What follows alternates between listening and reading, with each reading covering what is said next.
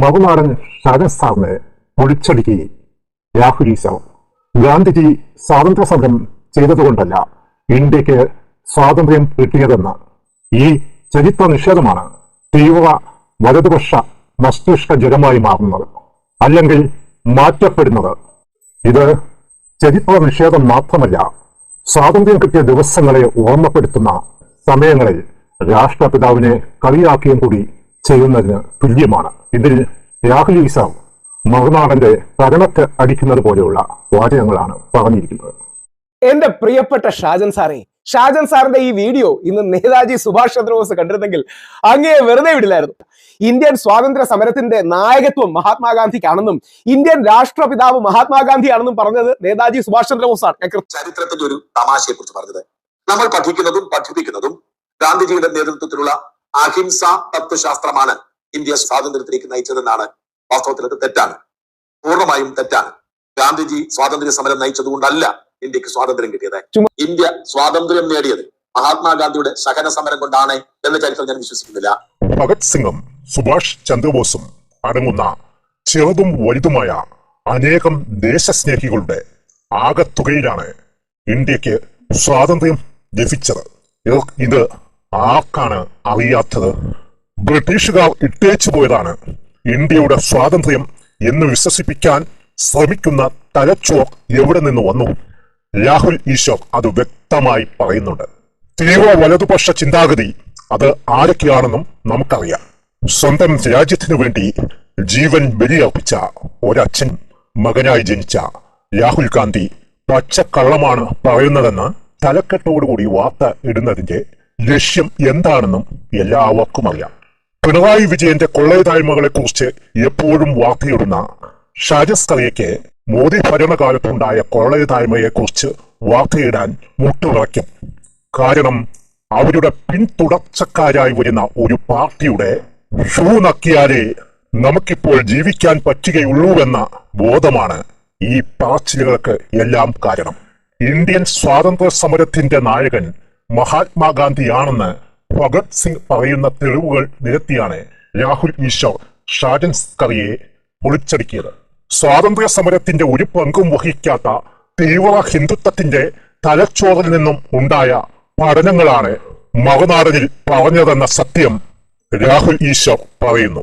തീവ്ര ഹിന്ദുത്വം എന്ന് പറയുന്നതിന് പകരം തീവ്ര വലതുപക്ഷം എന്നാക്കി എന്ന് മാത്രം.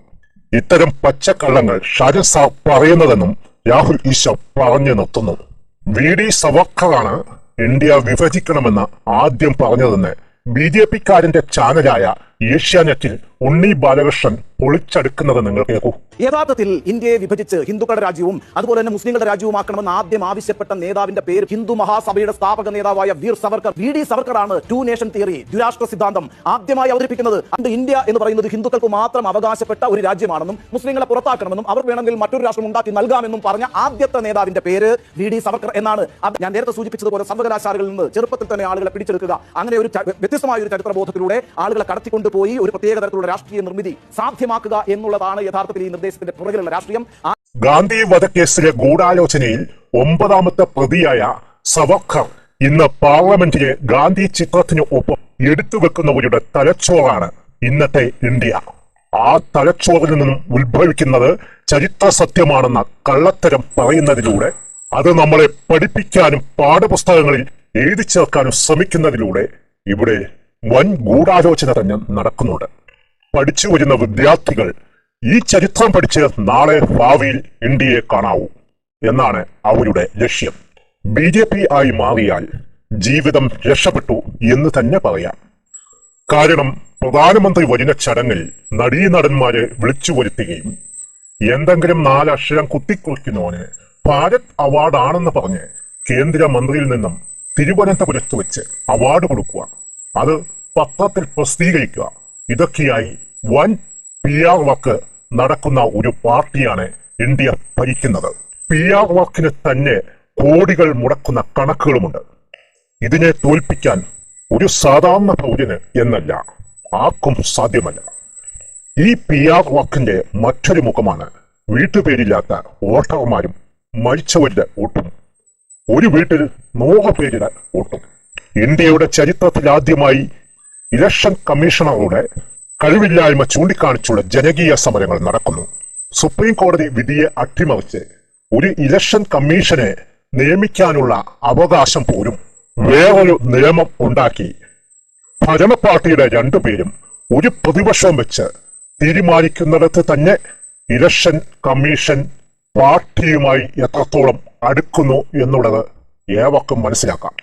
ഭരണപാർട്ടിയുടെ ഗൂഢാലോചന തന്ത്രങ്ങളിൽ കോടതിയെ പോലും വിലക്കെടുത്തു എന്ന് സംശയിക്കുന്ന വിധി പ്രസ്താവനകൾ പോലും നടക്കുന്ന ഒരു രാജ്യത്ത് വോട്ട് ചെയ്ത് വിജയിപ്പിക്കുന്ന പൗരന്റെ വോട്ടവകാശം പോലും ആധാർ കാർഡിലോ വോട്ടർ ഐഡന്റിറ്റി കാർഡിലോ റേഷൻ കാർഡിലോ അല്ല എന്ന് പറയുമ്പോൾ പിന്നെ എന്തിനാണെന്ന് ചോദിക്കുമ്പോൾ ഭരണപാർട്ടിക്ക് ഓശാന പാടുന്ന ഒരു ഉദ്യോഗസ്ഥനോ ഉദ്യോഗസ്ഥയോ ആയിരിക്കണം നിശ്ചയിക്കേണ്ടത് എന്ന് തീരുമാനിക്കേണ്ടത് എന്ന് പറയുമ്പോൾ എന്തിനാണ് ആധാർ കാർഡ്? ഈ ഉദ്യോഗസ്ഥന്മാർ തന്നെയല്ലേ ഈ ആധാർ കാർഡ് ഒരു പൗരന് നൽകിയിരിക്കുന്നത്, ഈ വോട്ടർ ID കാർഡ് നൽകിയിരിക്കുന്നത്, ഈ റേഷൻ കാർഡ് കൊടുത്തിരിക്കുന്നത്?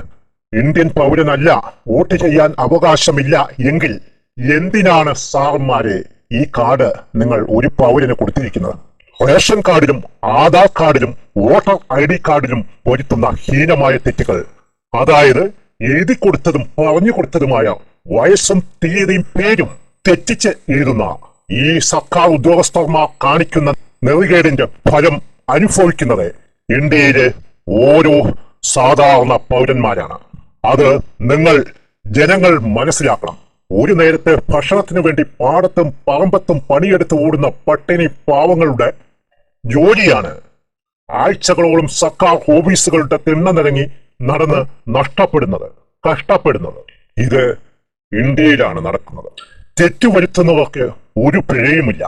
ഒരു സർക്കാർ സംവിധാനമാണ് തെറ്റുവരുത്തുന്നതെങ്കിൽ അവർക്ക് പിഴ ഈടാക്കി ഒരു ദിവസത്തെ കൂലിയെങ്കിലും ഈ പാവപ്പെട്ട ജനതയ്ക്ക് കൊടുക്കണം.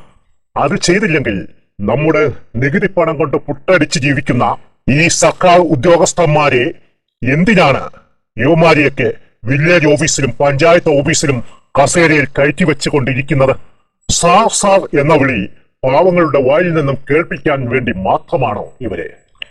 ഏതാനും വായിക്കാനും അറിയാത്തവരോട് SSC സർട്ടിഫിക്കറ്റും ഭൂമിയില്ലാത്തവരോട് ഭൂ ഉടമസ്ഥതാ രേഖകളും പഞ്ചായത്ത് വിട്ട് പുറം ലോകം പോലും കണ്ടിട്ടില്ലാത്ത പാവപ്പെട്ടവരോട് പാസ്പോർട്ടും ഹാജരാക്കണമെന്ന് പറയുന്ന ഫാസിസ ശക്തികളുടെ ഭരണം പട്ടിണി പാവങ്ങളുടെ വോട്ടുകൾ ഇല്ലാതാക്കുന്ന വിജയ രഹസ്യമാണെന്ന തലച്ചോറാണ് ഇവിടെ പ്രവർത്തിച്ചു കൊണ്ടിരിക്കുന്ന പൗരത്വം, ഭരണം, ഭാരതീയത എല്ലാം.